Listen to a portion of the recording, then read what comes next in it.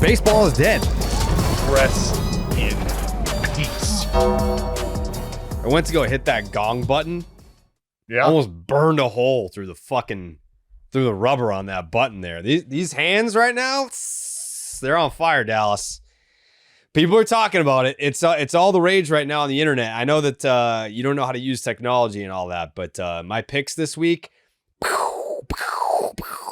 it's been crazy. It's been like shooting fish in a barrel.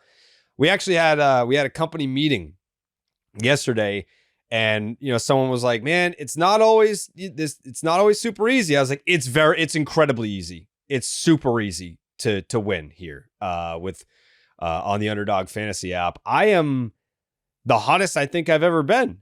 I'm picking out fucking randos and still windmill dunking on the street here." There's plenty of people that are like, "Oh, like let me do Aaron Judge and Shohei and Kyle Schwarber." I'm winning pick'ems with Mickey Moniak. We are not the same. You are not on my level.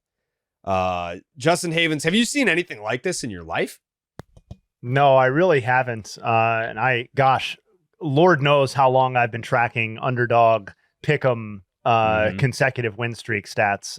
It goes back just so long that I can't even remember. No, this is incredible. And I was all over it last night. I like to track your guys' bets when they happen, and I was all over it. And I got to Twitter. I was like, and Jared had already tweeted 1 minute earlier, that it was another winner.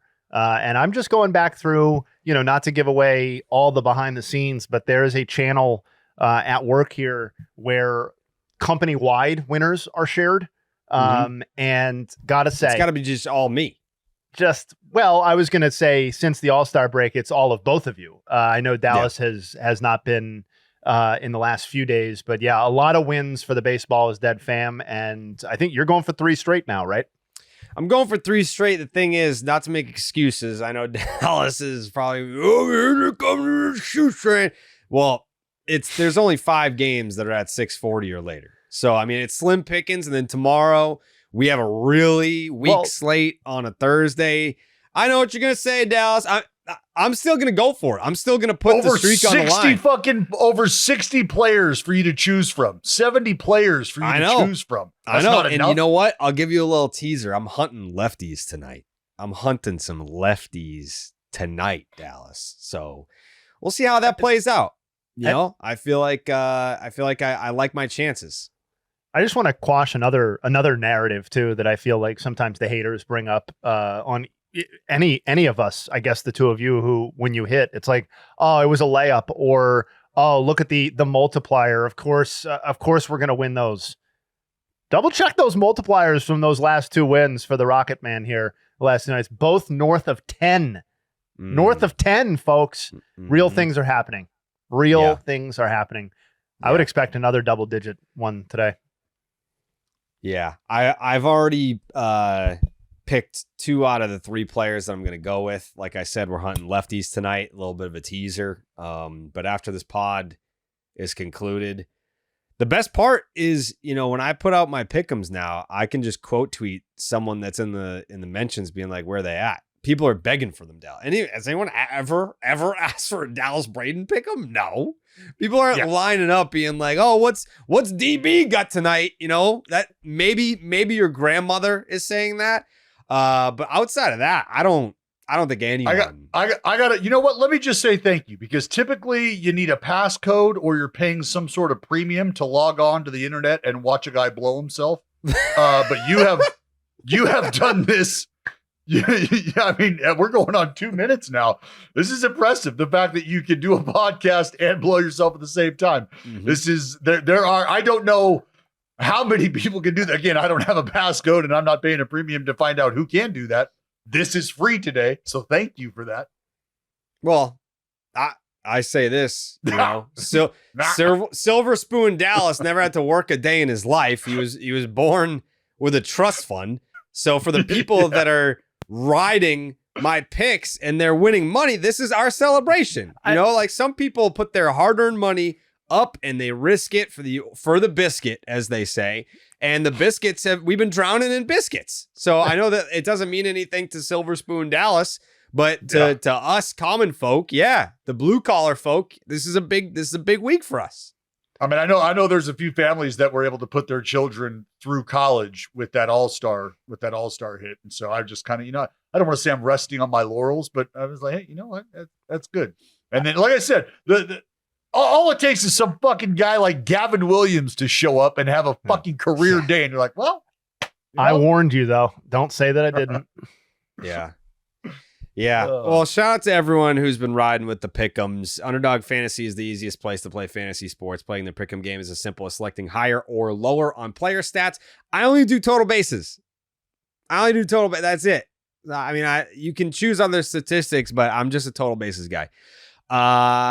Make sure you sign up with the promo code Jared. That's Jared to get up to $1,000 in bonus cash and a special pick on Underdog. That's Underdog Fantasy promo code Jared. So I don't know if you guys have noticed this, but I feel like the internet this year has gotten dumber and meaner. I don't know what the correlation is, but this is my 20th year being like an online baseball personality. And keep in mind, I worked at Barstool, where like that audience, that they're some of like the worst with like the shit that you see on the internet. But for some reason, this year is, man, there's a lot of stupidity on the internet. Last night, Cristopher Sánchez shoved it up the Red Sox ass. And all I did was pay the man a compliment. I'm like, this is what they were complaining about. All those Phillies players that were like, this guy, how is he not an all-star? And I'm watching it up close as he shoves it up, complete game, 1 earned run performance, 12 strikeouts, I believe. Cristopher Sánchez shoving it up the Red Sox ass. And I just acknowledged how great he was. And I'm just in an argument with this dude about, is this the first time you ever seen him? No. I happen to watch baseball games every single night. Well, it sounds like this is the first time. If you're this impressed, no, you don't understand. Like, it just hits different when, and you would agree, Dallas, I'm sure that there's pitchers in the league that you admire, but when they show up to Sacramento and shove it up your ass, you're like, like that feels different seeing it done against your own team than just flipping on like a Friday matinee at Wrigley and he's doing it to a different team. Am I wrong? Well, no, because you see guys in your lineup and you've got an idea where the damage could potentially come from. You got an idea where you could see some innings start to get built, a quality at bat, or maybe like, hey, you know what? Like this is a third of the order here where you might have a fucking immaculate inning on deck. Like you have an idea of where the action is going to be coming from or could be coming from on either side. And when you're watching it unfold and you watch your 2, 3, 4 hitters get bent over, you're like, oh, damn. That was tough to watch. Like that sucked. I thought we were going to be able to put a little something together there. Nope. Because Cristopher Sánchez had that sumbitch on a string last night. So yeah, have you had that experience yet this year, Dallas, where there's like a guy where it's like, I know he's good, but then when you see it up close against your own team, you're like, oh fuck. I mean, I hate to belabor the Gavin Williams outing, but it's not like it's not like that guy's a big ticket arm and came in and just dominated. And I was like, well, that's what I've been seeing, but to see it in person, that's different. Like that's not what happened.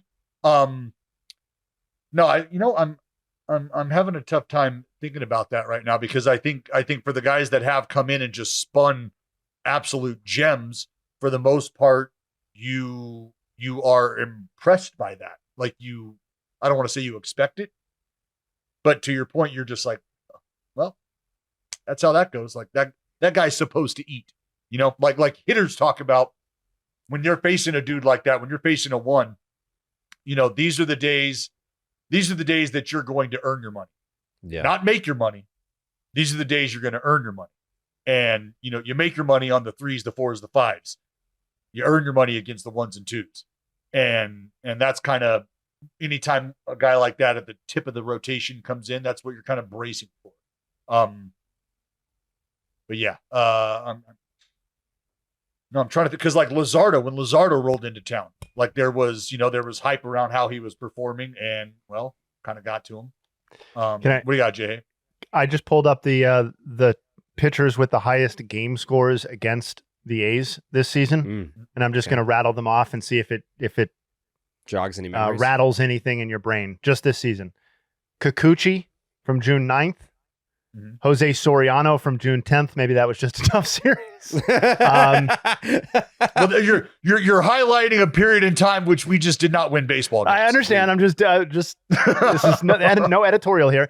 Logan Gilbert from March 27th, 77. Obviously, his stature is what it is. Luis Ortiz, June 21st. Jose Berrios, Gavin Williams, Zach Wheeler, Will Warren, Jacob DeGrom, Kodai Senga, DeGrom again, Logan Henderson, Logan Webb. That's kind of that's what I mean. Like all these guys, like there's not a name on that list. Should they come out and perform the way that they did, that I would be surprised at. And I've seen every one of those guys pitch for years now. So yeah, I wasn't taken aback. Oh my God, I did not expect. It's one of those where you brace for it. Like Logan Gilbert early. Oh fuck, man. Like we're just rolling out of spring training.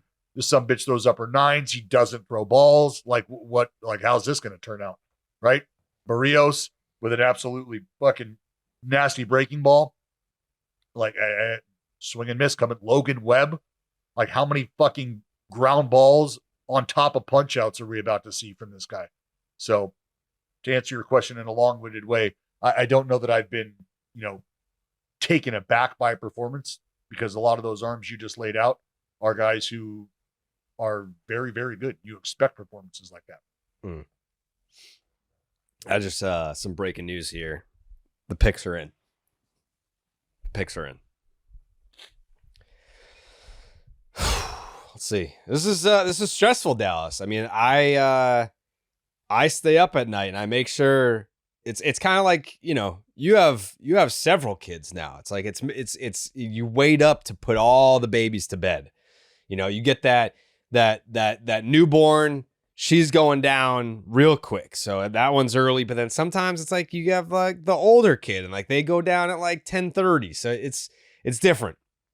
But you stay up to make sure that they all go to bed. And that's how I treat my pick'ems. Just had to get one last little taste. Yeah, well. One last little lick in. Yeah. Well, we were talking about Cristopher Sánchez. I would like to dive in a little bit. And Jayhay, I saw the tweet from last night. There are reasons why guys dominate, and we can talk about the psychology behind it. I think what's fun to do at times, and I've kind of shied away from it because it's difficult if you don't have some of the tools to help tell the story when I'm just kind of using the words. But we can start with how he attacks, and we can start with first pitch strikes. And this is going to be a common theme when we break down Sánchez, and I'm going to break down Matt Boyd because I preach about the best pitch in baseball being first pitch strikes and why that matters. Well, in that outing last night for the left-hander, 22 of 31 first pitch strikes, which is good for a 71% average. Reminder, big league average, 61% first pitch strike rate. So that is 10% better than the average going rate. Something else that I have directed Jayhay to look for in our note compiling, and something that I have always looked at, are release points, release height, arm angles. And for Cristopher Sánchez, this is a guy who, as consistent as it has been, he has steadily lowered his slot. We're talking about a guy who in 2021 had an arm angle of 40 degrees. As we sit today, right now, a career low 30 degrees. That arm angle went from 40 degrees in 21 to 35 degrees in 22 to 28 degrees in 23 to 24 degrees, to 32 degrees in 24, and now at 30 degrees in this season. And you're thinking, okay, well, he was up high. He started to go down. He started to get lower here. What could be a result of that? What could be a byproduct of that? Well, now we're talking movement. And when you think about the combination of his sinker and his changeup and what those two pitches do, well, they're coming out of the same tunnel, first and foremost. Secondarily, they have essentially the same amount of movement on these pitches, but the reduction in velocity is what helps do the trick as well. On top of the fact that when we start talking about spin and pitch perception, pitch presentation for the hitter, what are they seeing? Well, you're essentially seeing the same type of spin. You're getting the same type of movement almost, but the pitch just never gets there. And that's where the separation and velocity comes into play. So now you're talking about a guy who has a lower slot, the lowest it's ever been, great velocity on the fastball, great arm side movement on the fastball. And now he's got the changeup coming out of that same spot. And it just, like I said, it just never gets there. It hits the brakes. And I mean, for just so you understand, 17 inches worth of H brake on the changeup, 18 inches worth of H on the sinker. So you're talking a full plate's worth, right? Home plate is 17 inches wide. So you're starting a baseball in a spot where it is moving the entire width of home plate away. And the changeup does the same thing, 17 inches away. Fastball, 17, 18 inches away. But then again, what does the pitch actually look like coming in? That's going to be tough for these hitters to discern as well. And that is a big reason why he's having the success with this that he's having. Just to kind of run through his pitch selection last night and how it went. He had 2 swing and misses on the sinker. 2, just 2, which conceptually, when you think about using a sinker, what are you using it for? Well, you're unafraid to pitch to contact with this pitch. This is a pitch that you're going to utilize for a ground ball effort, maybe a pitch that you can utilize to get yourself some weak contact when you're behind in the count. 2-1, you want to throw a fastball. 3-1, you want to throw a heater. Let's put a little movement on it. Let's get a little vert going as well. So if I've got the 18 inches worth of arm side run and I've got some sink, this is a pitch that can get me out of danger when I'm behind in the count and the hitter has leverage. So 20 total swings on the sinker, just 2 swing and misses. But he punched out 3 on that pitch. Go to the slider. Just 3 swing and misses on that slider. 6 total swings, though. So he got 6 swings on this pitch, and they swung and missed at half of them. I'll take that all fucking day. Now let's get to the changeup, because this is the pitch that it's essentially a coin flip for you as a hitter that you're going to have to work through. 22 swings on the changeup. 22 swings on the changeup. 14 swings and misses on that changeup. I mean, that is flailing. You are good luck picking that up. 9 punch outs on that changeup. So again, him utilizing the sinker the way he does and in the fashion that he does to get ahead, stay ahead, even in a count where he's behind, no problem doing it. And now he drops the changeup on you when you think you have an opportunity to get to something. You might be cheating. Nope. It hits a sheet and you end up dragging your bat back to the bat rack. Okay. The absolute last thing I would ever do to that would be followed up with more numbers, because I think Dallas covered that very well. But what stood out to me in addition to that, by the way, I love when I'm taking in, like, let's say a half dozen games at a time. And you know how it is. I mean, both of you know what it's like to watch a half dozen games. You're watching a half dozen games. In a sense, you're watching 0 games sometimes, right? Because your attention is distracted and pulled in a lot of different directions. I love when I'm doing that and a guy's singular pitch is being thrown so often or generating so much swing and miss or whatever, or just strikeouts, that I am forced to notice it, basically. And that's kind of how Cristopher Sánchez was last night, where I was like, first, I was watching that game. Secondly, I noticed the overall dominance. And then I was like, oh shit, well, there's something else interesting here. And that was just an aside to what Dallas was talking about. But from a larger picture standpoint, his hot streak and the fact that everybody's now paying attention to him coming off of the start last night and the All-Star game kerfluffle. The big picture thing for me is that I just don't know if there's a team that needs to be and or is as all in as the Phillies are and should be right now, because I just like generational pitching staff is probably a tad strong for what we see here, but like I think it's just a cut below that in terms of like what this starting rotation can be and is. And like we know what Zach Wheeler is, and obviously Aaron Nola's stature has taken a hit / his availability has been different. But like with what you saw from Luzardo at the beginning of the year, but Sanchez through the duration, and Ranger Suárez at his best, like I think I know they will be aggressive, but like that's what I was thinking as I was watching this. Like this team just has to be all in and just has the pitching staff to do potentially amazing things in October if the offense can, I think, be a little bit more dynamic and a little bit less swing and miss prone in those sorts of spots. We'll see whether that's the case, but it's very exciting. I mean, how many pitchers in the NL are better than Cristopher Sánchez?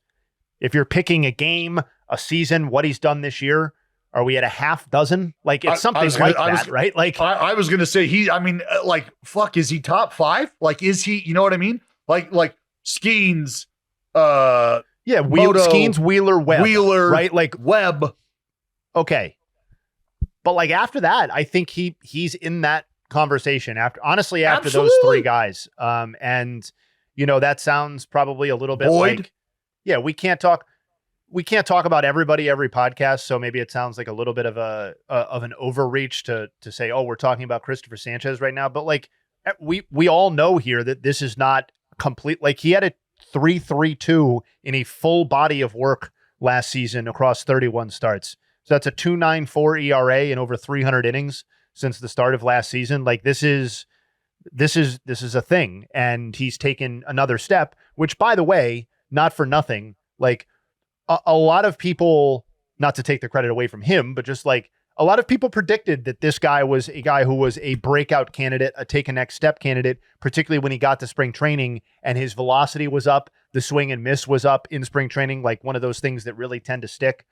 So I just think he's a fascinating developmental case and an incredible ascension for the Phillies. Yeah, he gives them a unquestionable dominant 1-2 punch heading into any type of shortened series. And that's where the depth of their rotation comes into play with a guy like Luzardo and Suárez. We talked about Walker. I mean, who knows? I mean, the Phillies, for as good as that rotation is, Jayhay, they could maybe benefit from having another guy that could help get them a little further down the line, to your point about the Nola availability. I mean, in a game 1 scenario, you're not giving Sanchez the ball over Zach Wheeler, right?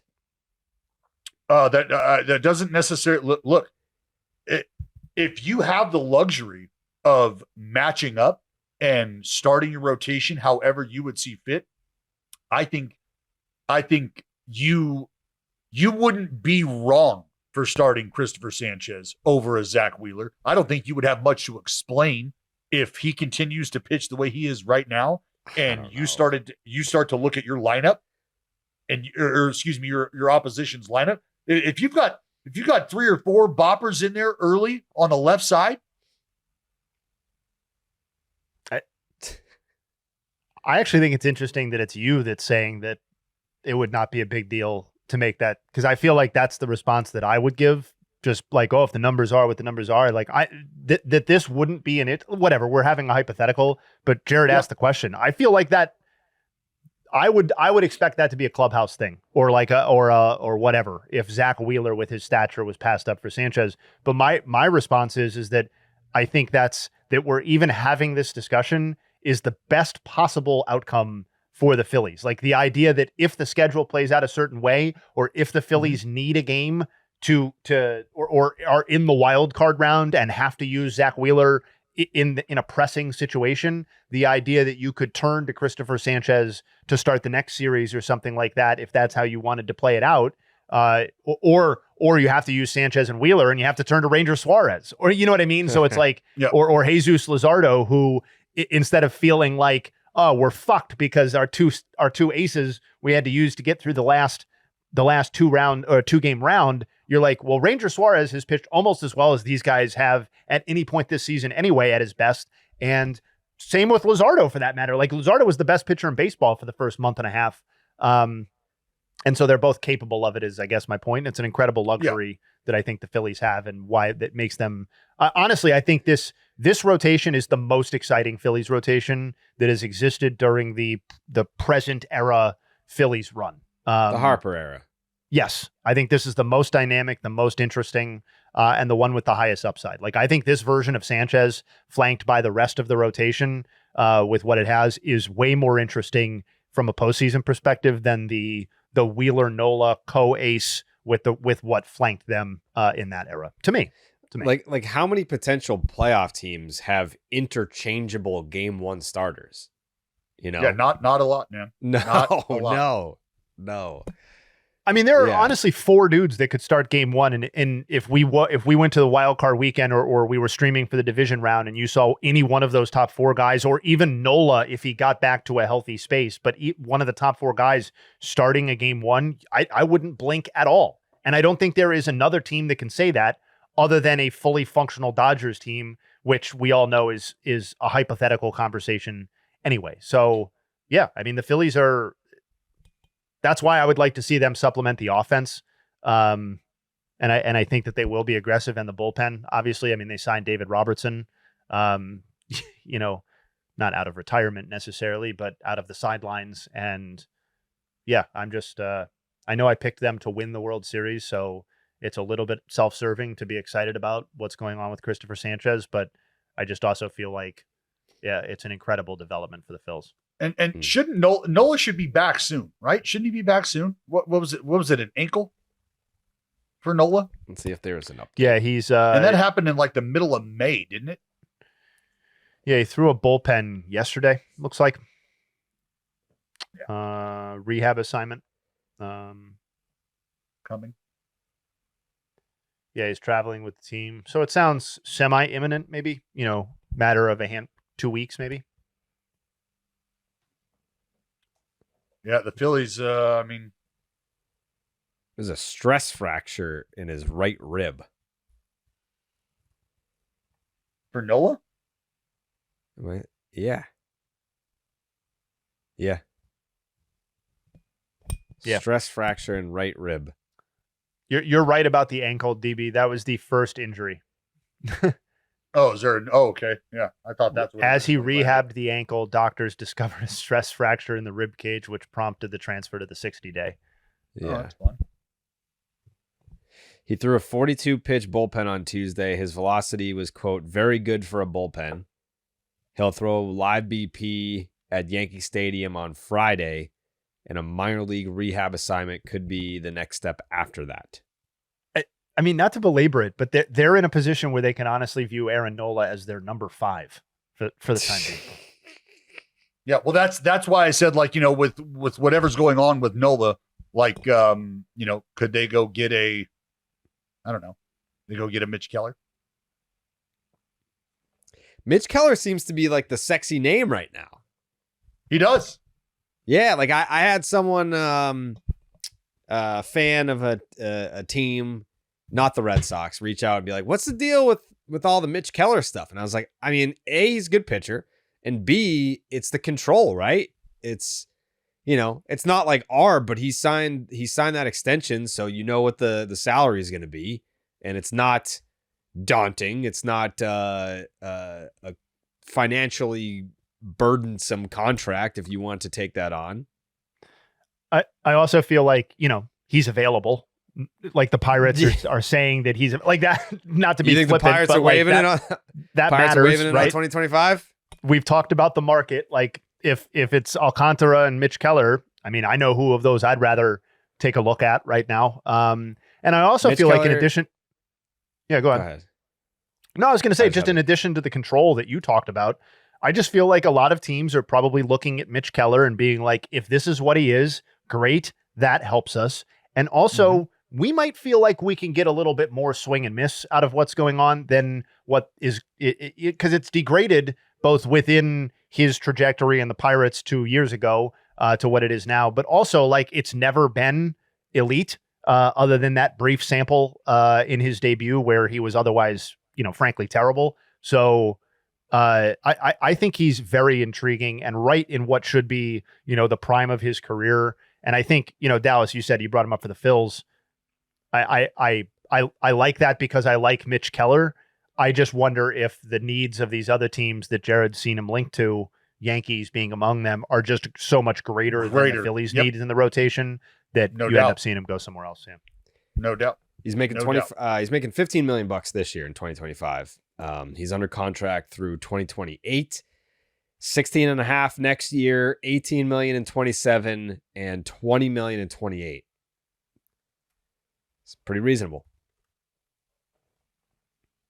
Pretty reasonable.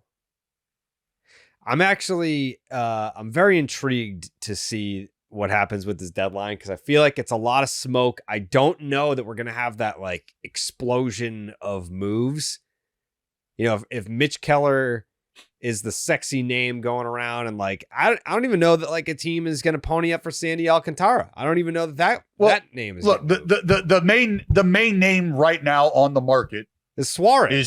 Is Eugenio Suárez. That's the name on the market is Suárez because of what teams are looking for at this moment in time, right? Is there somebody that we can plug it like that's a middle of the order bat that is being circulated? Yeah. Yeah. But that's what you're after. I don't know. I the thing about Eugenio Suárez that is intriguing to me is before this year, he's at fucking 36 home runs, whatever it is. Like he's a nice piece. Like I remember did he have a 4 home run game this year? Yes. Yeah, I think, it was earlier in the year. But like, this is a dude that I think when we look back someday, we'll be like, damn, he was that good. Like, I don't think that the appreciation for him in the moment will kind of match how we view him after he's done. It could be a hall of very good, maybe, you think? Yeah. Yeah. Like how many, does he have a shot at 400 homers? Shot at 400 homers? Yeah. I mean, what's he have? He's got 300 homers, right? We're talking Suárez, right? I didn't. Yeah. He's at 312. Yeah. He could end up hitting 400. He's 33 years old. For sure. Absolutely.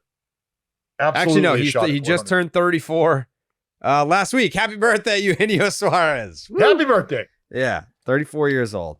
34 years old. I mean, he's he is a free agent after this year. But like, what are you giving up? What are you giving up for this guy? For a rental? That's the thing. Like, I understand. It's like, but a vast majority of the damage that he's done will not be for you. The D-backs are going to look to cash in big time. How desperate are you? I guess is the question.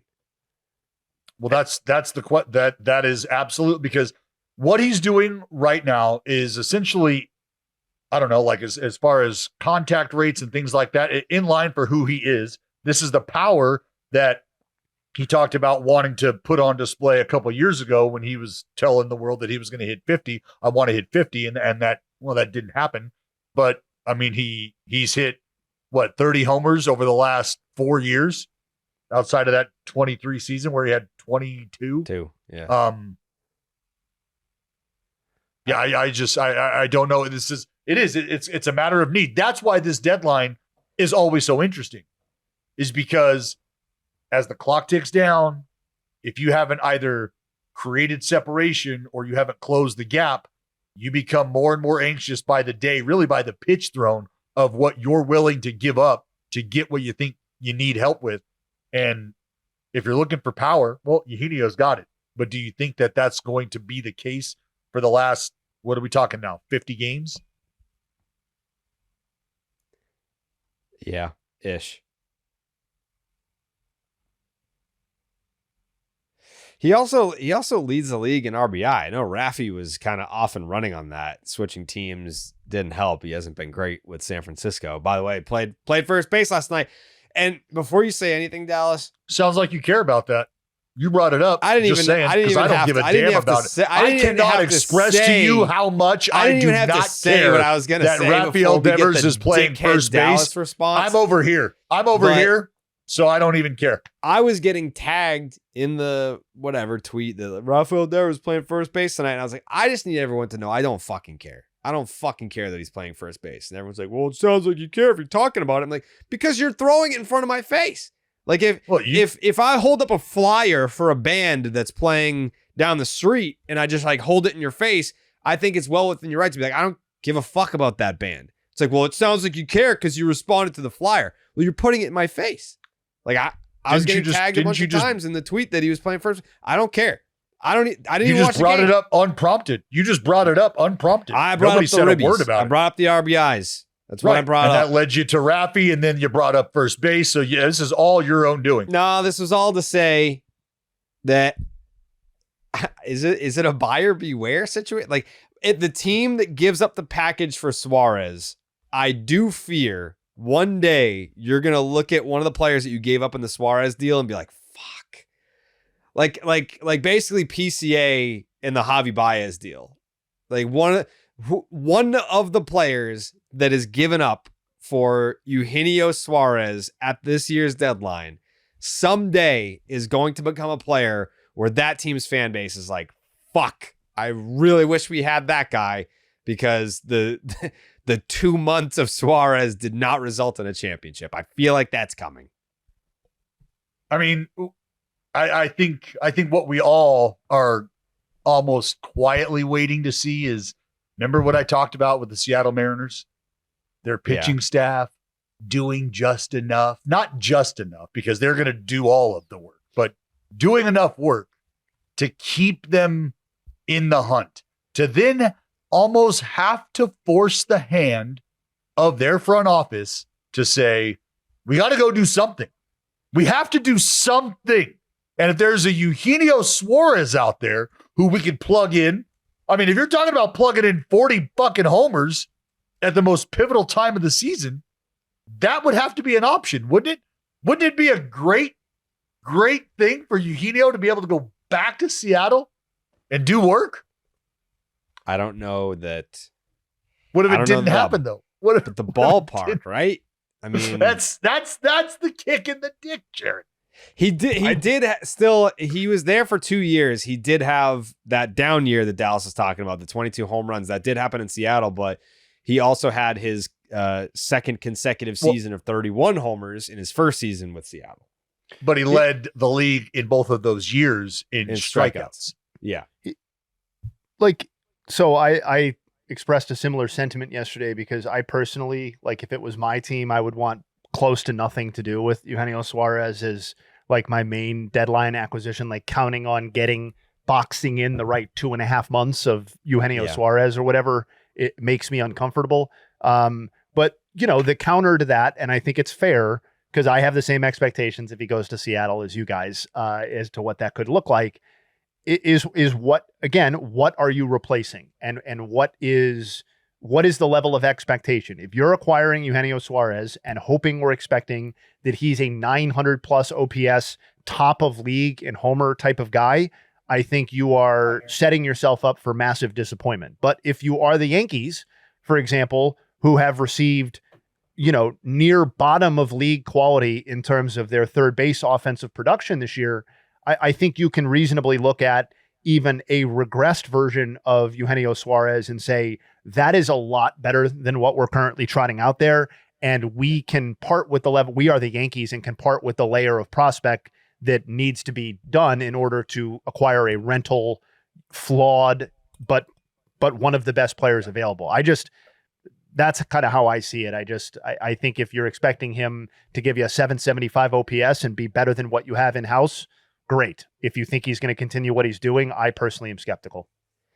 I know Dallas is handling some explosive diarrhea right now, but the question that I have for you, Jayhay, maybe it's more of a fan mentality than a team front office mentality, but do you think that there's more of a reluctance to give up the package required to acquire a top of the market guy if he's already been on your team.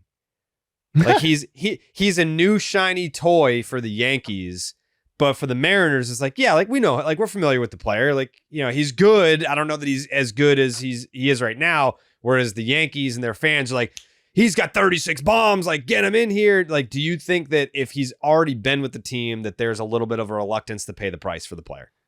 I think that is probably more of a fan mentality thing. Although I will say that the Mariners fans who replied to my tweet yesterday told me that I did not appreciate, mostly respectful terms, how beloved Suárez was during his 2 years in Seattle. And that is one that I'm going to have to concede to them and say that if that's the case, then I didn't appreciate how beloved Eugenio Suárez was from 2022 to 2023 in Seattle. Me neither.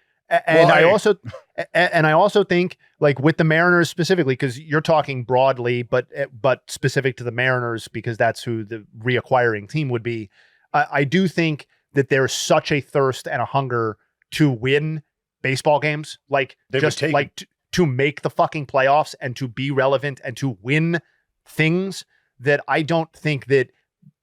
I think there's something to the idea that, yeah, it's a retread in some senses. Yeah, he's probably not going to have a 924 OPS, but goddamn, can he come here and hit some homers? Is our offense going to be marginally better if we get him? Great, let's do that. Like, let's do that. So I think that is probably a more overriding sentiment, if I had to guess, for Mariners fans than shit. We had this guy from 2022 to 2023, and he had like a 750 OPS for us and led the league in strikeouts. Well, and you got to remember, both groups bought a Eugenio Suárez jersey. The fans bought the Suárez jersey. The front office bought the Suárez jersey. All right. So it's about who can handle what they didn't get out of that exchange the first time around. Unfortunately, the fans don't have much of a say when it comes to reacquiring the jersey, if you will.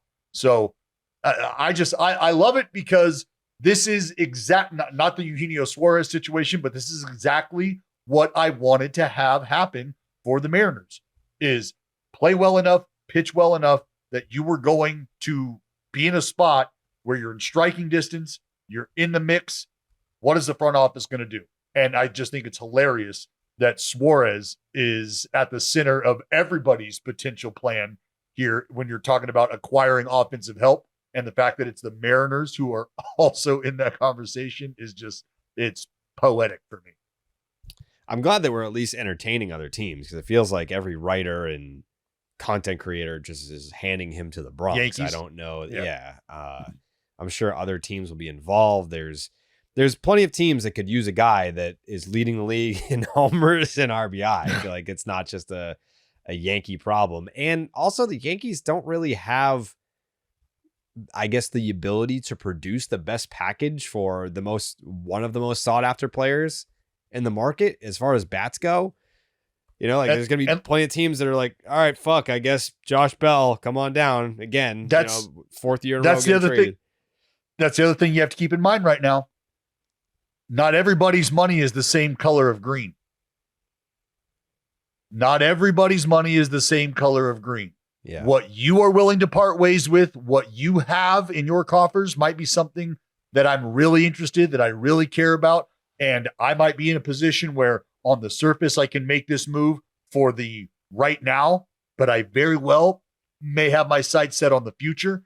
And so if I really like what you're putting down in front of me here, and it doesn't necessarily scream instant impact, but it gives not only me, but maybe even the fan base an idea of what the future could look like, I might be entertaining that conversation right now, especially if you're a fringe team who says, you know what?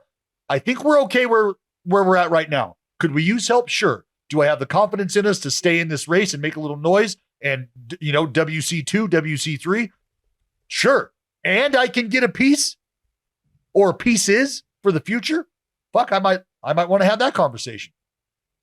Not everyone's money looks the same. That's it. And not everyone's hair looks the same. Fact. Baseball season's in full swing, but be honest, are you wearing a hat to support your favorite team or to hide your thinning hair? Hims offers access to a range of prescription treatments that are a home run for hair regrowth so you can see big league results by the time your team is in the playoffs.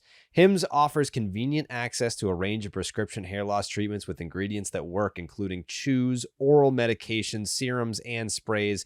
Doctor-trusted, clinically proven ingredients like finasteride and minoxidil can stop hair loss and regrow hair in as little as 3 to 6 months. Get started from the comfort of home. Fill out an intake form, and a medical provider will determine if treatment is right for you. If prescribed, your treatment is sent directly to you for free. The process is 100% online, which means getting started has never been more convenient. No insurance is needed, and one low price covers everything from treatments to ongoing care. Plus, treatment options start at just $35 per month. Hims has helped hundreds of thousands of men get their confidence back with visibly thicker and fuller hair. Start your free online visit today at hims.com/BID. That's HIMS.com/BID for personalized hair loss treatment options. hims.com/BID.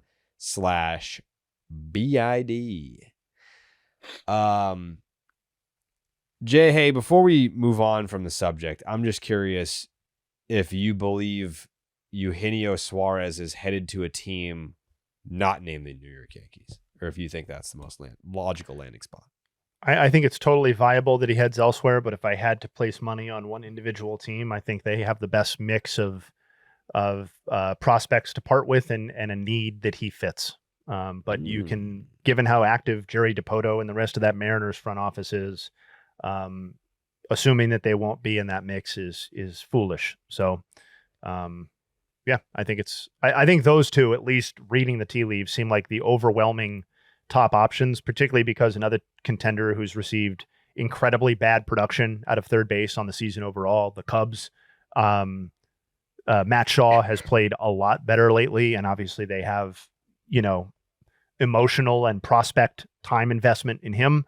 Way too early to give up on him in general. So that he's turned the corner over the last 2 weeks, I think is, may put them out of the mix for that sort of thing. But yeah, Yankees. I say, I say if Alex Bregman really wanted to win, Jared, he would walk into Alex Cora's office and he would walk into Craig Breslow's office and he would say, look, you know the move that needs to be made here. I am willing to play first base so that we can get a third baseman into the building and help us out. Yeah, that's funny. Do you think that's funny? It's always interesting to hear general managers and, president of baseball operations, all the different fancy titles that they give themselves, talk about the aggressiveness that they're going to have or downplaying it. Like there's different, I guess, mental warfare games that these guys play. Either we'll just be upfront with you and say we're going to be aggressive, or we are kind of downplaying it. Here's Dave Dombrowski on his approach. Do you feel you'll be aggressive here with the trade deadline? Do you feel with the club where it is right now that you need to be aggressive?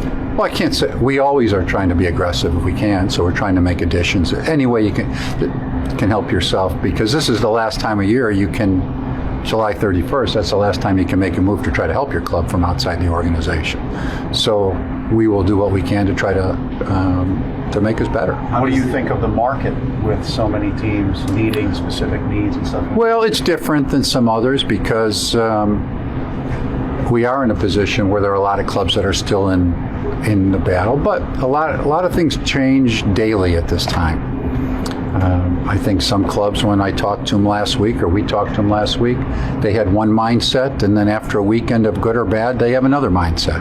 And that may change a couple more times between now and the 31st. It's, what's today, the 21st? I mean, you're talking about 10 days in trading deadline. That's a long time. So the sentiment is, the thing that he didn't mention, obviously, is the expanded playoffs and how that changes a lot of things. There are more teams in it now that have ever been able to make the postseason, and it's not just about the teams that are in a playoff spot. It's the teams that think that they're still contending for a playoff spot. So when you consider that number of teams that fit into that bubble, you're really left with a very minuscule number of teams that could be identified as sellers. We are a week and a day away from the trade deadline. I'll ask this question to both of you, but Dallas first. Look at the standings as they sit right today, entering play on July 23rd. How many teams are you identifying as 100% clear? These are sellers. These are teams that you're going to be want to picking up the phone and talking to. Well, it's interesting because I think if you look in the National League, how many playoff spots do we have on each side? We've got 6, right? You've got your 3 division winners, and then you got your 3 wild card spots. So if you look at the NL, Phillies and Mets, playoffs. Brewers, Cubs, playoffs. Dodgers, Padres, playoffs. And then from there, you got the Giants at 53 wins, but you got the Cardinals and the Reds at 52 wins a pop. So do the Reds and the Cardinals think that they're in the conversation? I'd go as far as to include the D-backs as a team that's undecided. At 50 wins? So if that's the case, and we've now spread this out to 50 wins, there's only 5 teams in the Marlins, Braves, Nats, Pirates, and the Rockies that are not in a postseason conversation. If you are cutting the line and you're throwing the D-backs into that conversation, that's 5 teams, my brother, who are not in any sort of postseason picture.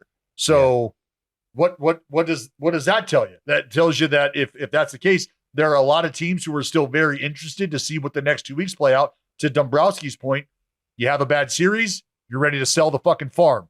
You win 3 games in a row, and you're looking at Eugenio Suárez and saying, yeah, this guy would be a great fit. Go get Mitch Keller too. Fuck it, let's roll. Like that's what 3 wins in a row can do for you right now. Yeah. Go over to the American League side. That's where things get a lot more interesting because you've got the Jays and the Yankees in the East with the Sox behind them, behind the Yankees. Then you've got the Tigers in the Central, and there's no other conversation to have about that. And then you've got the AL West, where it's the Mariners it's the Astros at 59 wins, then the Mariners, and then the Rangers at 52 wins. But it's the Angels, Jared, who are just 1 game behind the 50-win D-backs that you've thrown into the conversation. So if they're in the conversation, you can essentially look at anybody in the American League Central and go, who are you willing to give me? Because you're not playing. And I mean, are we really like the Athletics? Are they the only team in the American League West that at this point you can say probably not headed to the postseason? I understand everything you're saying. I'm trying to put myself in the position of a front office member of the Los Angeles Angels. And if I had to sit in front of a boardroom, you are smoking peyote if you think that you are like just what? What? Like, could you imagine waking up like that morning or like the morning of July 30th and you are tasked with going in front of a conference room and standing in front of your peers and convincing these people, hey, we're in it. How do you do that without sounding like you don't know what you're talking about? How do you do it? You can't. You can't. The only way, sorry, hold on. I'm not showing up for that meeting. The only way you can do it is if you say, hey, we're more in it now than we were when we bought, when Ohtani was about to leave and you chose not to trade him. So if that was the bar, hey, let's buy again. Yeah, no, I'm sorry. Seth Lugo, come on down. Let's get some rentals in here. Well, what just do you see the GM of the Tennessee Titans? They were doing a press conference. And they asked the GM of the Tennessee Titans, like, how close are you guys to winning the Super Bowl? Are you a Super Bowl contender? He laughed. He audibly laughed at the fucking question. Like, could you imagine being in that position? You just set up the scenario that just played out in the NFL. Where they're like, oh, Super Bowl, this roster, Super Bowl? What? By the way, funny reaction. Don't think that's not a little self-serving. Brother was hired in January of 2025. He wants to sell that this is a shit show, right? Like he wants that 7-year runway, right? Like, yeah. Oh, this is terrible. No. Are you kidding me? I can't even see the Super Bowl. Yeah. No way to have that conversation. So the American League picture is a little muddier, I think, than the National League picture is because you in my humble opinion, feel like you have maybe 7 teams, maybe 8 contending for 6 of those spots. Yeah. Like, where do you have to get by July 31st? Is 500 the mark? Like, if we're not 500 by July 31st, then we're cooked? I mean, at least. At least. Yeah. Should be interesting. I know I'm looking forward to it. We're gonna live stream that day, Dallas. If there's a way, I bet you we could probably use your phone so that you don't have to be by a laptop. We could probably get you to join if the A's make a move. But yeah, I think the whole point is we'll all be in the same room to react. And you know, I my next question was going to be to you, Dallas. I don't want to answer it. If the A's are to make a move, because I know, sure, like old Bob Nightingale's been out there saying the A's won't even pick up the phone if someone calls on Mason Miller, but there's got to be someone that the A's could move at this deadline. Let's just say it's Mason Miller, it's not Mason Miller, what have you. Let's take Mason Miller's name out of it because that's obviously the clickbaity, that's the sexy name. Is there another guy or guys that you could see being targets for other teams looking to upgrade their rosters? Well, I mean, these reports are out there, but, we got a lefty going tonight and JP Sears, another left-hander in Jeffrey Springs, whose names have been ballied about from a position player side of things. Think about a guy I was kind of giving you shit, but no, Sodi ain't going nowhere. Are you sure about that? Well, again, I don't know. I wouldn't be so sure about that. Without revealing too much. Andujar is a guy who I could. That's a quick move on. Yeah. So Tyler Soderstrom, I would put him in the category of players that, the A's are going to say, Jay Willie, Nick Kurtz, you are in this room. No one can touch you in here. I don't think that Tyler Soderstrom is getting the key to that room, Dallas. Not to say that he's not getting a key to the room. He very well could be on the list. His name is on the list to be able to enter that room. Sure.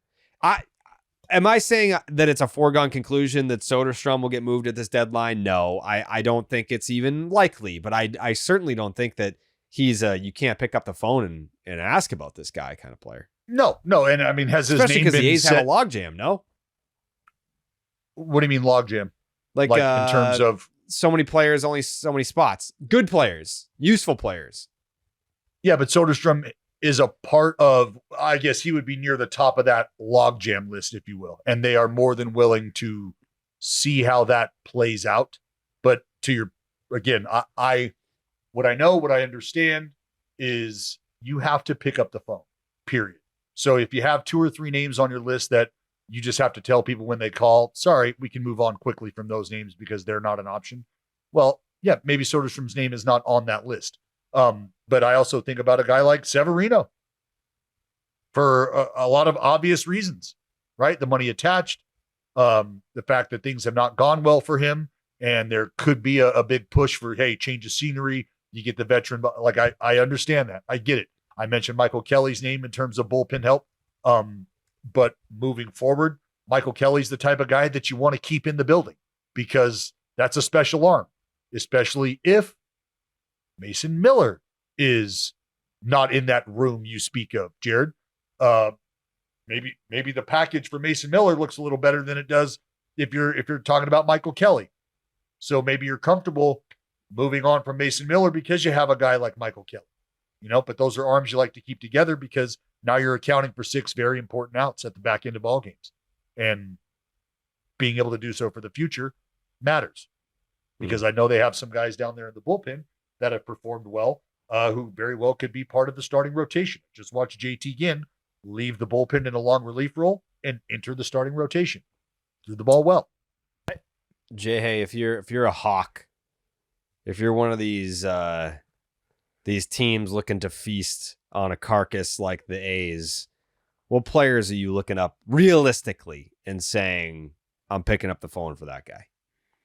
I mean, if I'm offered Andujar in like a Trout deal, I'm probably taking a look at that. No, I'm just kidding. Good callback for baseball fans of 5-6 years ago. Clint Frazier, by the way, stock's never been higher. No, he's back, very much back. Mm-hmm. To me, so I have an answer to your question, which is I think I'm strongly focusing on the bullpen if I'm trading with the A's. If I understand the guys like Jeffrey Springs and Severino and Sears are available, and I think there are teams where acquiring those guys could make sense from a get you to the postseason, we need innings standpoint.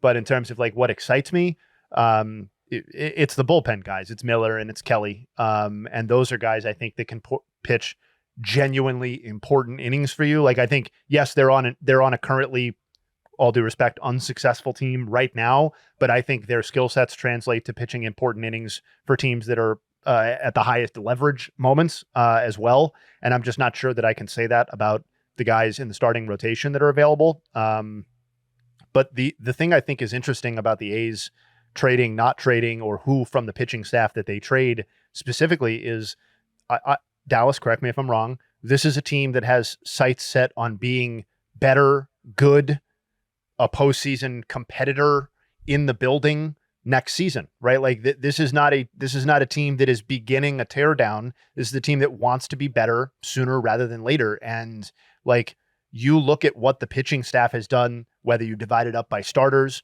relievers, the whole picture, it's bad this year. It's really bad. It's like bottom of league stuff. And that's fine for this year because the die is cast.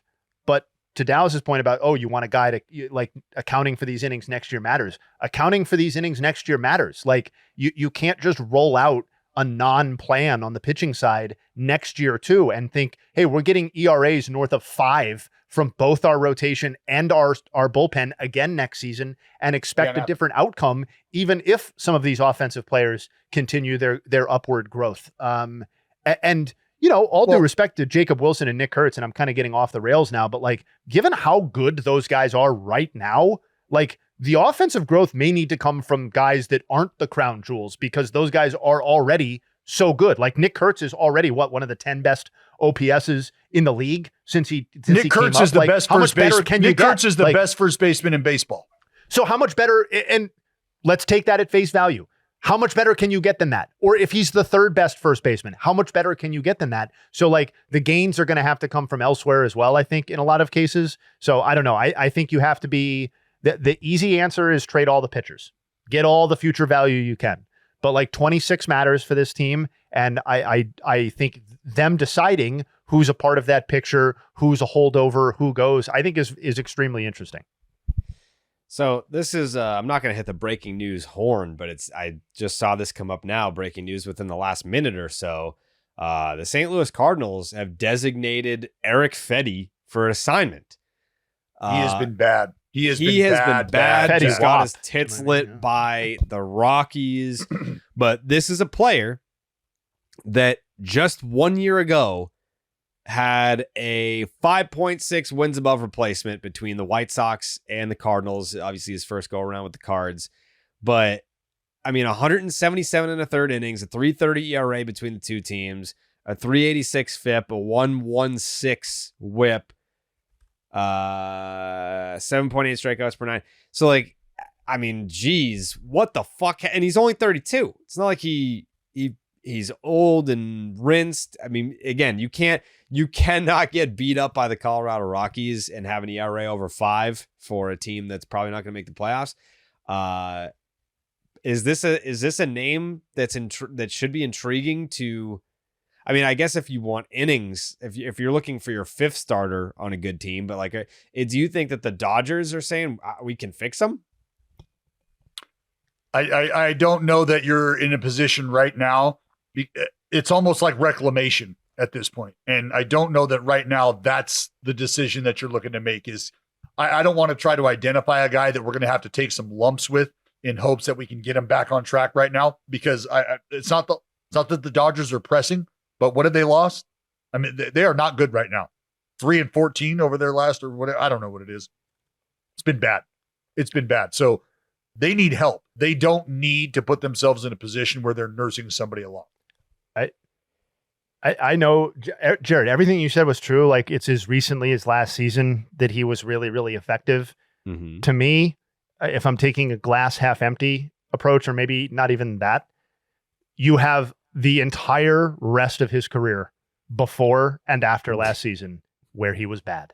And like, I know there's a stint in Korea where he figured things out, and that's a great narrative when you're delivering on those results. The other spin on that could now be he got figured out, and like the changes that he made have been compensated against, and you even saw a little bit of that in the second half of last season. But you have 556 innings that are not 2024, where his ERA is 5.37 for his career. And so I would say closer to no on the reclamation project. Like, I guess you can get him for free, but I would say everybody that we just talked about with the A's is more interesting to me than Erick Fedde. Wow. A lot more interesting, actually, I think. Yeah. Sevy, Springs, Sears, all those guys. That's too bad. I'm going to have to take off here in a little bit, but I wanted to highlight, I wanted to shift gears here and talk about Matthew Boyd, who has been absolutely dominant, has been, I mean, just pure sex right now. And shout out to the lefties who are spinning it well right now, because left-handed pitching primed across the league right now, fucking prime. And Matthew Boyd is a big part of that. Sitting on a 23 inning scoreless streak is the southpaw. Talking about a guy who has yielded 2 runs or fewer in 10 straight starts. K rate highest of his career right now at 26.7%. But I talked about first pitch strikes with Sanchez, and I'm going to talk about first pitch strikes with Matthew Boyd, because as of right now, his 68.4% first pitch strike rate is the highest since 2021 when he was with Detroit. And it was a 71.8% first pitch strike rate. Just remember that. 2021, Detroit, this is the highest his first pitch strike rate has been since that year.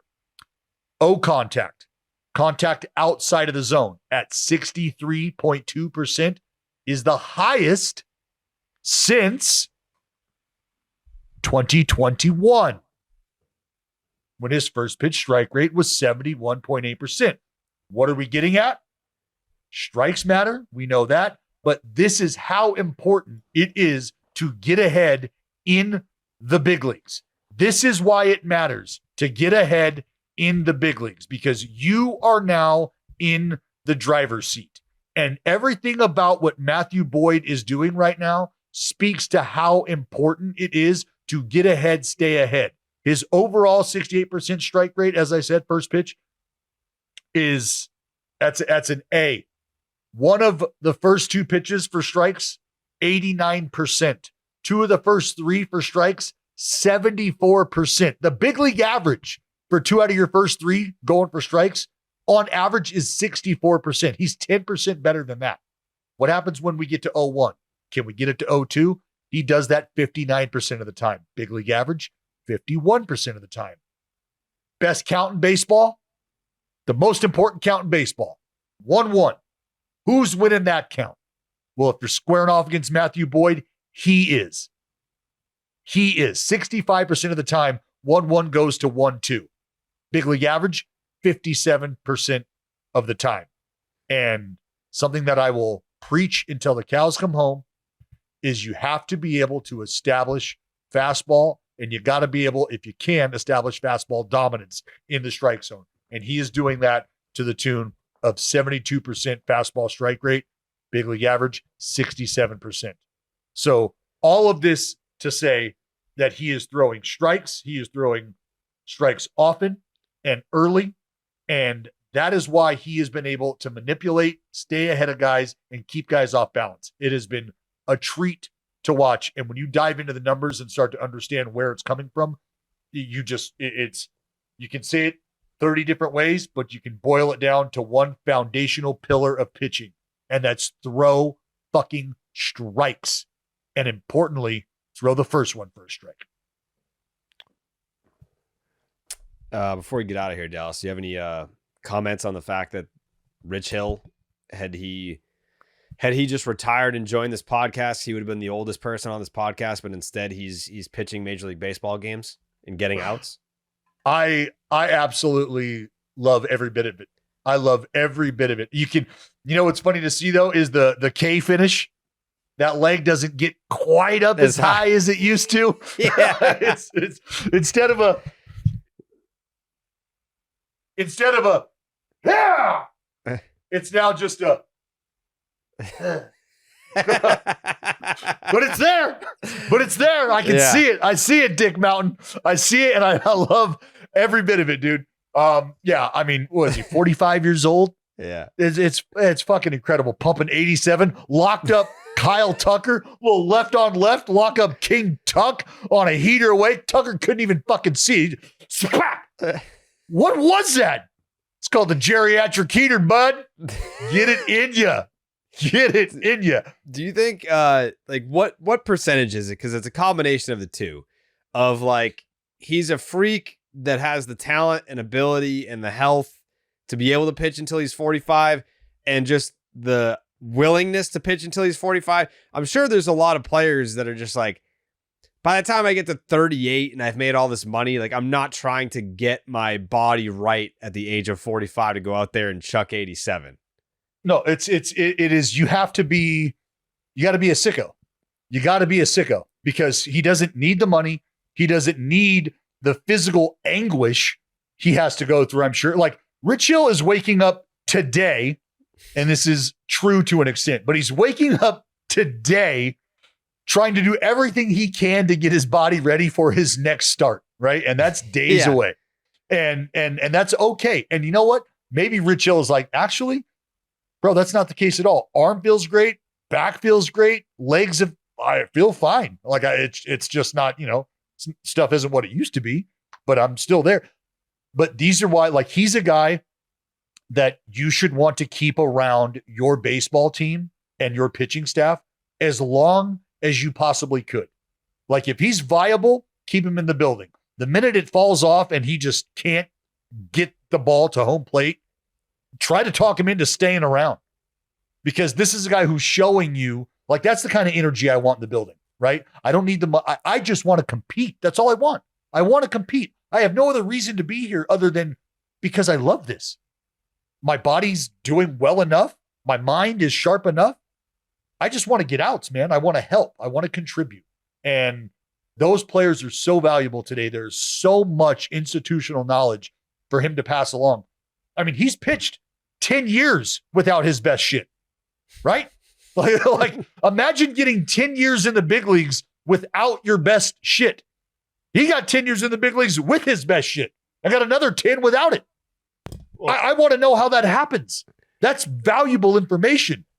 So I mean, if actually the jersey you owe me, Jared, you can make it a Rich Hill jersey. Make it a Rich Hill jersey. I don't think I owe you one. And that's the final thought I have to say is you can make that a Rich Hill jersey. Go Dick Mountain, Rich Hill jersey in the mail from Jared. I appreciate that. What team? A's. All right. If I ever lose a jersey bet to you, which doesn't seem likely, that'll be the one I get you. Deal. I don't think Rich Hill played for the A's. I've already, like, if I lose a jersey bet to you, I've already, like, paid that. Like, you got a free jersey from me for no reason. So I kind of like paid off the first jersey bet just in case I ever lose. It's already paid for, DB, before you go, just want to say, if that itch comes back, just give me a call. I can always hook you up. Yeah. You should give it a shot. That'd be great content. No. Actually, no. There's too many documentaries about guys that want to return to the league and actually make it back. We need to make the first documentary about the guy who doesn't make it back. Yeah. Like, where's that story?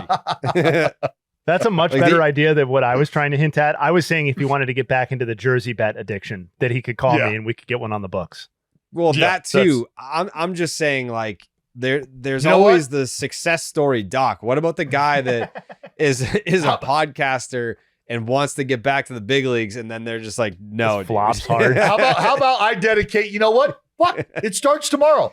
I will start a throwing program, and I will try to. You want to see if I can get signed to an indie ball team? Yeah, any team. But are you getting signed? You attempting to get signed to an indie ball team is maybe the best content idea we've had ever, and you need to wake up and do that starting tomorrow. Yeah. All right, I'm going to the field early today. Maybe I'll start with a game of catch with Brent Rooker early at the ballpark today. Hope Eamon didn't have any plans for the next month because it's indie ball. Humble brag that time. you just play catch with Brent Rooker, name dropper. Jesus. Oh, sorry about it. He's the guy that almost won the home run derby, right? No, he's the guy that was robbed of the home run derby. Oh, that okay. Brent Rooker, yes, yeah, Okay. robbed by Major League Baseball for some sort of narrative that we've already forgotten about. Wow. No, we haven't actually. You won't 'cause call there's still Rob an outstanding Manfred a jersey derogatory bet on name. that one too. Yeah. Well, I got your address, so you know it's in the mail. Sub mail. Yeah, go enjoy your lunch. All right, I'm out of here. Guy's talking about this like he's got lunch with Barack Obama. It's our social media guy, Connor. There he is. He's like, I hard out at fucking 12:30 today. Got a very important lunch. We got business, bro. We got Me business. Connor's just been me and- sitting on the edge of the bed for 2 hours. Yeah, me and Yes. Barry O. Yeah, we gotta go to fucking Bennigan's. All right, I gotta go. Bye. See ya. This guy will do anything to get out of having to do this show. It's crazy. It's crazy, man. Connor's like, dude, I got so much going on today. Dallas is like, get over here right now, and don't be later than 12:30. Right. And Connor's probably like, it would be so sick to like see the podcast recorded from this point of view. And Dallas is like, we got to wrap this up. Come on, brother. Wrap this shit up. Waffle House closes at 1. We got to go. It's fucking crazy, man. But whatever. Enjoy your lunch, dick. Oh, you're still here? All right. I'll wait till you're gone to finish with my thoughts on this. Yeah, it's crazy, dude. Dallas is I think he's losing it a little bit, but that video idea will be great. Yeah, that video idea will be great. I feel a little bit compelled to text Meg. I don't actually have Meg's number. Maybe you do. I'm sure you do. I can send it to you. I think we should probably get in touch with her to make sure that like the training regimen like starts and stays focused, for this. Yeah. Because if we're going to fly production people all the way out to document Dallas's return to indie ball, then I feel like he probably needs to hold up his end of the bargain. Well, we should have Connor at least take some cell phone footage of him playing catch. Yeah, like the first time him just getting back out there and playing a little catch is noteworthy. We can't not have that. Yeah, I mean, well, at least put their lunch to use in some way. Yeah, like go have a catch afterwards. Yeah. All right. Do you have any award-winning nugs today, Justin Havens? Always do. Always do. Yep. All right, let's get to it. Dallas, last thing he rambled on was Matthew Boyd. I'll just put a capper on that. 2.33 ERA since the start of last season among pitchers with at least 150 innings pitched. The only pitchers with a lower ERA are Paul Skeens and Tarek Skubal. So to say that Boyd is killing it is actually a bit of an understatement. Nice personnel decision by the Cleveland Guardians too, by the way. Yankees with go-ahead homers in the 9th inning versus the Blue Jays. Franchise history. Ben Rice obviously did that last night to save the Yankees season. He joins Austin Wells, Aaron Judge, Aaron Hicks, Jason Giambi, Ruben Sierra, Nick Johnson, Paul O'Neill, Pat Kelly, and Greg Nettles as players to do that. P. Crow Armstrong is the third player in Cubs franchise history to hit nice round numbers or semi-round to have a season with 25 homers, 25 doubles, and 25 stolen bases, joining Ryan Sandberg in 85 and 90 and Sammy Sosa in 93. Cristopher Sánchez, in terms of complete games with 1 or 0 runs allowed, 12 or more strikeouts, and 0 walks, left-handed pitchers in Phillies history. It's Sanchez last night, Cliff Lee in 2011, Steve Carlton in 1982, and Dennis Bennett in 1962. And then from the other side, complete games with 12 or more strikeouts and 0 walks against the Red Sox in the wild card era. That was Cristopher Sánchez last night, David Price in 12, Musina in 2001, and Roger Clemens in 2000. The Cubs, one of the great power speed threats that we've ever seen in the game.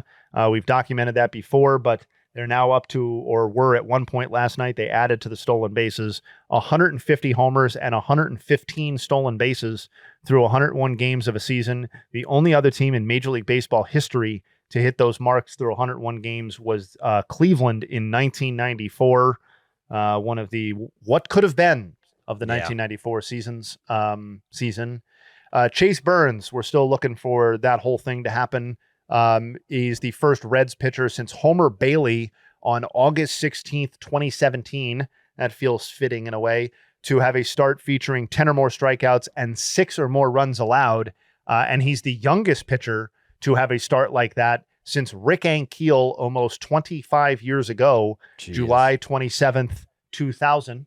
Jose Ramirez secured his third career 20-homer, 30 stolen base season last night. He's done that in 2018 and then 24 and 25. That's the most such seasons in Cleveland franchise history. He had previously been a tie with Grady Sizemore, who did it back-to-back in 07-08, and Roberto Alomar in 99 and 2001. Kyle Schwarber homered last night, 33. That's tied for the third most by a Phillies player in franchise history through 101 games of a season, behind only Ryan Howard in 2006 and Mike Schmidt in 1979, both of whom had 35 homers through 101 games. And infielders, Jose Ramirez, to go back to him, with consecutive seasons of 20 homers and 30 stolen bases in MLB history. The only examples of that are Joe Morgan, Howard Johnson, Craig Biggio, Alfonso Soriano, Jimmy Rollins, Hanley Ramirez, Jose Altuve, Bobby Witt Jr., and of course, Joe Ram. And lastly, very specific nug, but to honor what Rich Hill was doing last night, he gave up a double to Pete Crow Armstrong. That is the first instance of a left-handed pitcher, 45 years older or older, giving up an extra base hit to a left-handed batter younger than 24 years old since Jason Hayward homered off of Jamie Moyer. Yeah, it was always going to be Jamie Moyer, but I wanted to find the answer. The interesting part was trying to find the hitter who was young enough to fit. It was Jason Hayward on May 5th, 2012. So, and those are the Nugs for today. Yeah, thank you. Pretty stupid, but I mean, but the second that I saw it, I knew there was going to be a Nug somewhere about. Oh, yeah, you have to. I knew Jamie Moyer was coming up somehow. No doubt. No doubt. All right, we're back tomorrow. Yes, indeed. Family Feud is back, Jayhay, confirmed? Oh, yeah. Yes. Okay. Jake and I will be all over that this afternoon, and yeah, excited for that. Yep. All right, so Family Feud comes back on the Thursday episode. We had Jason Adam on yesterday's episode. If you didn't catch that, go back, watch on the YouTube channel, subscribe. We appreciate it. And as we mentioned earlier, we will be doing our trade deadline stream, which will be live from my house, I'm assuming? It does sound that way, yep. Yeah. Do you think we can get some of those brownies? Yeah, I mean, my mom watches the podcast, so this is basically the request, but I'll do a text request just in case. Be awesome. But yeah, the second that she catches wind of this episode, she'll be like, brownies done, bank it, you got it. Just going to need some nourishment for one of those all day type streams, or all afternoon, I guess. Probably. I think we got to figure out a way to how to make it different. Yeah. I mean, I liked we don't have to blast it out on a recording, but I liked your idea yesterday. Maybe it's a framing thing and not, it's just how it's shot or whatever. Yeah. We'll figure something out. We got smart people on our team, bright thinkers. Do you have any final thoughts today? Any final thoughts? No. Home run race. I mean, I guess that's my final thought. So the answer is yes. I do have a final thought. It was popping since the last podcast. I won't rehash everything, but basically everyone who isn't Aaron Judge in the home run race homered since the last time we recorded. And I just love that it's heating up, and specifically It's good that Raleigh got back on the board last night with his 39th. You don't want a prolonged slump coming out of the All-Star break or a home run derby participation. You don't want those narratives getting ugly. And then Ohtani, I feel like he's the only fucking guy in the world who can homer in 4 straight games, and I have to go looking for that headline. Like, right. I swear to God, like I obviously do the scan of the major headlines before podcasts, and I was like, wait, like Ohtani homered last night. Like, where is that news link? And it's like only in Ohtani land can 4 straight homers be, you know, I know they lost, but like just kind of a secondary bullet point, but he's quietly homered in 4 straight, and he's now up to 36. So I just, if you're a betting person, I'm not giving advice necessarily, but I feel like he's being overlooked in terms of the guys who could end the season as the home run leader, even if nobody's breaking records necessarily. I just feel like let's not forget about Shohei. That's fair. So right now, entering play today on this Wednesday, Cal Raleigh at 39, Eugenio Suárez at 36, Aaron Judge at 36, Shohei Ohtani at 36, and then don't dismiss Kyle Schwarber at 33. And when I tweeted about this the other day, I was like, we're going to be talking about this home run race for a long time. There were a lot of people being like, the players don't even care about this. And that may be true. I mean, maybe like I don't know of any, like I know like All-Star Game, I know MVP, Cy Young. There's incentives written into contracts, Silver Slugger awards. There's no like home run title. Like you don't really see home run title written into players' contracts for like a bonus system. But even if the players don't necessarily give that much of a shit about the home run race, that doesn't mean that you can't care about it as a fan. Like, I think it's cool as a fan, especially like it's not one of those years where you have like Mark Reynolds, you know, like the meme when you have like the 3 soldiers and then there's like the clown. Yeah. And it's like, you know, it's these are all legitimate home run heavy hitting sluggers. So no, I don't really, I don't look at it that way. Can I ask, like, because I haven't seen that. Who's telling you that the players don't care? It was just more like the replies being like, the players don't care about this. Why do we care about this? And it's like, well, because it's a fan thing to care about, I think. Yeah. I guess that surprises me a little. Although I guess if you think about it, like maybe it's a don't care yet sort of thing, which I think would be fair if you're a player. Like if the response is, I can't care yet because I'm 30 homers away or 25 homers away from this really being something that I can zero in on in a long season, that's fine. That's a different standard than I need to have as a fucking fan. Like I want to, I remember the different the 98 and the 2001 home run chases in different ways. I was obviously a much younger person. Like if this one ends up being that memorable, I want to remember as many steps of it and as many, chapters of it as I possibly can. And you know what? If that ends up being a quote unquote waste of time afterwards because nobody broke any records, okay, I guess then you know what we call that? That's a baseball season, right? Like that's enjoying just what happens during the season. And if 4 people hit 50 homers or 4 people hit 55 homers, like that's cool too. Like it doesn't have to be a quote unquote arbitrary record. Like that sort of pursuit can have been worth your time to check in on every morning as well. So I lose me with that don't care stuff. Like, okay, they don't care. Maybe they do, maybe they don't. I do. Yeah, I think it's cool. Cool. Also, as far as records go, Cal Raleigh has the chance to break the single season record for most home runs by a switch hitter. Mickey Mantle hit 54 in 1961. Right. Like that would be cool. I mean, it's not like I remember where I was when Cal Raleigh broke Mickey Mantle. Like, no, it's not that, but like for as far as record breaking stuff, that's pretty cool. I also like, and maybe we're considering this a foregone conclusion, which is why you didn't say it, but the catcher record is obviously in play too. So it's like, okay, so the guy could break the most homers for a catcher and for a switch hitter. And somehow like, that's like something that nobody cares about, or that is a waste of time to consume as a baseball fan. Like, what the fuck is that? I care. Of course. And I don't like, I care. And I care about all these guys. And like, yeah, do I want Ohtani and Judge to be a part of it? Like, is that an important element to me, that it's not just Cal Raleigh and Eugenio Suárez? Yeah, that is a part of the appeal, that we have the two biggest stars, or at least one of the two biggest, participating in the home run race. But I don't think that's outlandish. Of course, it's more interesting that way. But if it ends up being Suárez and Raleigh going for Bonds' record, or Raleigh going for Judge, like whatever, I'll be all in on that too. That's also awesome. Especially with Judge still in the game, still present, still hitting lots of homers himself. Yeah. Still the best player. He's got a 7 WAR to Ohtani's 4.2.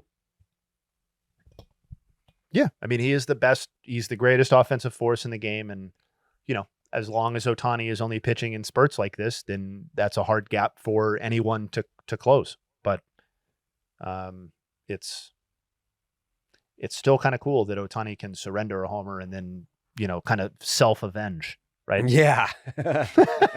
Like that. I think that happened Monday. So like, you know, we don't often cover Monday action on the Wednesday pod, but you know, worth noting that that's really the only dude who can do that. And he did that. So, and he did that.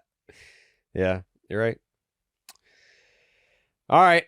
We'll be back tomorrow with all the news and notes from Wednesday night's action. We'll see if I can keep this going with my pick'em streak, and Family Feud, as always, as we deliver on Thursday episodes. Very excited for that, to round out another week of baseball as we get that much closer to the Major League Baseball trade deadline. Just almost 1 week away. Very exciting times. All right. We'll see you guys there. We gone.